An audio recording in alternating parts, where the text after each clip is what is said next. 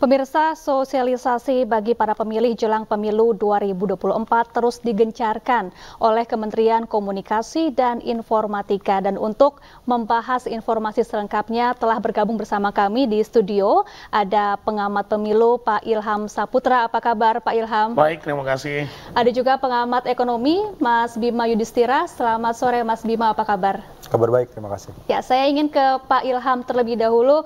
Pak Ilham, bagaimana Anda melihat persiapan dan juga tahapan pemilu yang sudah berlangsung saat ini?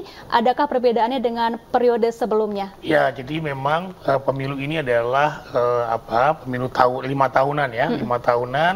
Kita sudah melaksanakan pemilu ini dari tahun 2004 pasca reformasi sampai sekarang.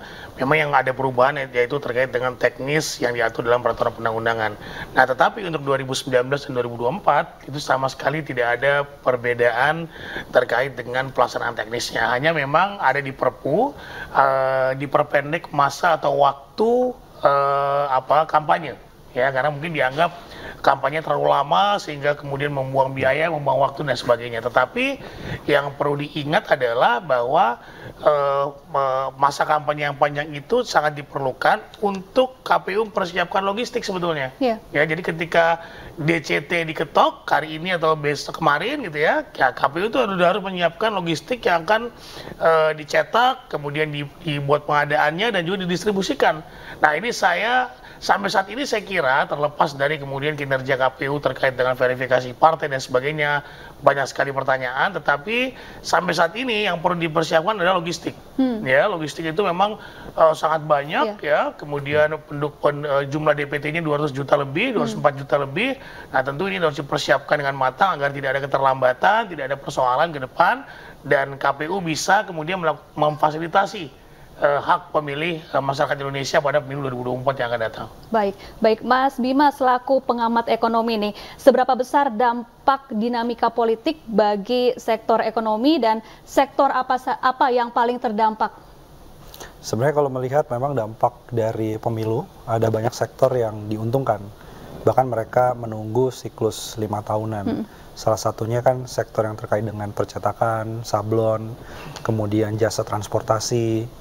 Bahkan kalau kita lihat sekarang ini dimulai bahkan dari 6 bulan yang lalu sudah banyak sekali tempat-tempat untuk melakukan kegiatan, sosialisasi, kemudian konsolidasi partai politik dan para kandidatnya itu di hotel, di restoran, itu pun juga ikut mendorong sektor-sektor yang berkaitan dengan pariwisata. Tetapi memang siklusnya biasanya sektor-sektor usaha yang berkaitan dengan perizinan, yang membutuhkan kepastian 5 tahunan, 10 tahunan, itu yang mungkin akan terdampak atau mereka jauh lebih hati-hati. Misalnya pertambangan, kemudian ada migas, ada perkebunan, itu memang kita perhatikan 2014 dan 2019 sama. Tapi dampak dari pemilu sendiri sebenarnya selama prosesnya itu dilakukan secara baik, kemudian tidak menimbulkan ya, kalau dinamika politik pasti terjadi, tapi tidak menimbulkan isu keamanan yang mengganggu confidence dari pelaku usaha. Kita lihat dampaknya memang kisaran 0,3 sampai dengan 0,4% dari produk domestik bruto. Jadi ada dampak, tapi dampaknya memang ya masih dilihat dibandingkan dengan faktor-faktor eksternal, rupiah, inflasi misalnya, itu jauh lebih menentukan faktor-faktor eksternal. Baik, Mas Ilham, ini drama pemilu sudah mulai terlihat. Apakah ini akan mengganggu atau justru drama memang dibutuhkan pada sebuah kontestasi pemilu? Ya, biasanya drama ini memang terbentuk sendiri ya daripada kontestasi politik, terutama ada perhelatan pemilu.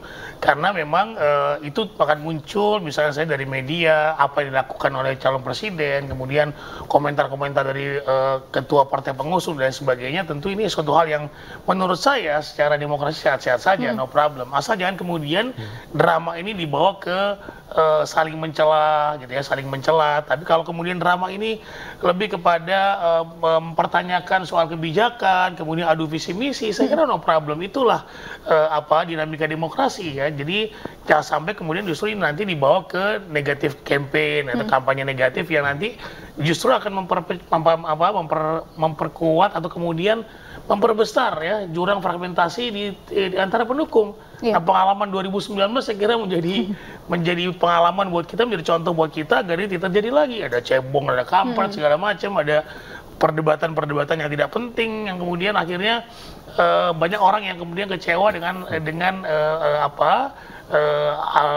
tadinya dia ribut nih, terus sekarang ada koalisi bareng, kemudian itu kan tidak perlu kemudian menjadi drama itu menjadi suatu hal yang perpecahan bagi masyarakat kita.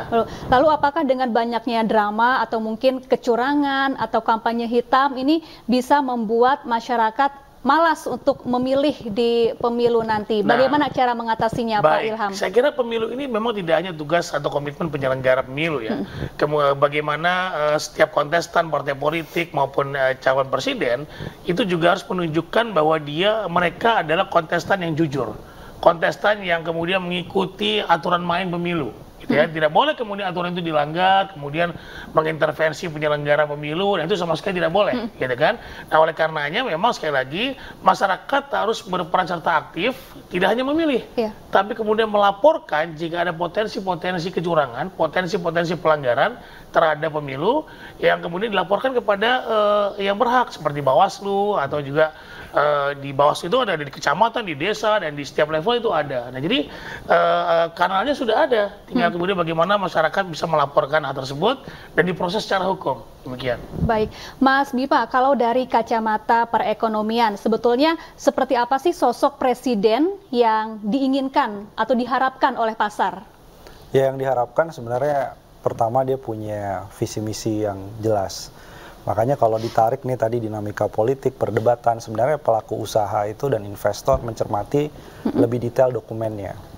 Misalnya bagaimana dengan badan penerimaan negara gitu.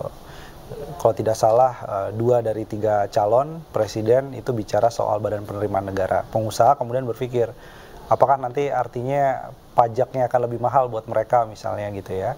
Kemudian juga terkait dengan isu soal keamanan, pemberantasan korupsi. Nah, termasuk pemberantasan korupsi, ini jadi salah satu isu yang sentral juga.